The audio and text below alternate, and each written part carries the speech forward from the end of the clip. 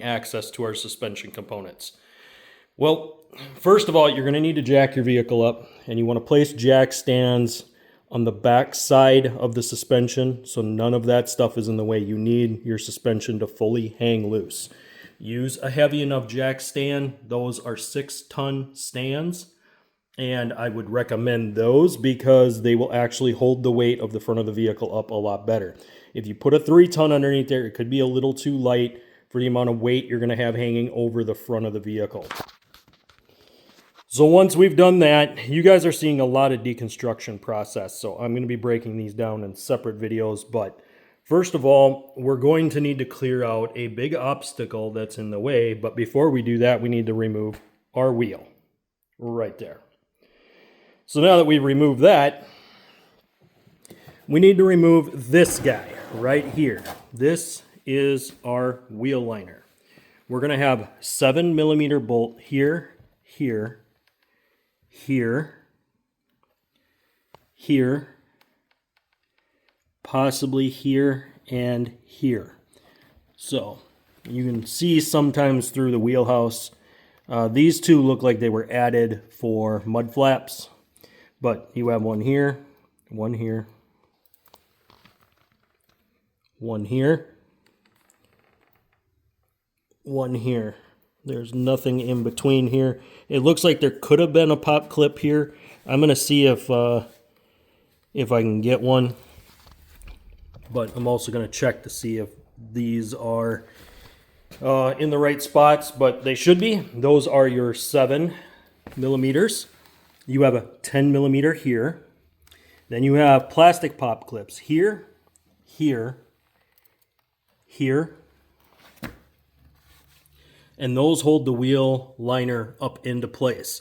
Now, you're not done. The reason I'm pointing at all of those small little holes, guys, these are wire harnesses.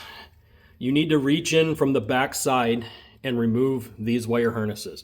You have one here, one here, one here, one here, one here, and one here. Once you've taken all of those loose, you can use that 7mm socket, slide it in on this side, reach your hand from the back side, and pop those wire harnesses loose. When removing the wheel liner, take your time. Don't rush and don't just grab and pull. When there's wires attached, the last thing you want to be doing is fixing that wire harness. A lot of the wire harnesses that are there on the driver's side are going to be tied to computer and fuse panels. So be careful, guys. Don't rip and pull. Also, on the passenger side, you may not have as many of those wires to remove. There might be one, maybe two, but not near as many. The driver's side is by far worse to remove that inner wheel liner than it is on the passenger side. But why are we taking that wheel liner out? Let's look at the bigger issue. If we're going to do anything suspension related that we need to access the top of this, then that wheel liner has to come out. We can't access the bolts on the top for the strut as long as that is in the way. And this is why it's important to take your time and take each part off in sequence.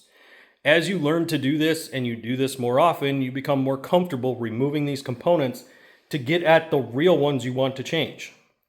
Oftentimes, that is the hardest part of the automotive repair process, is doing the teardown to get to the part that you need to replace.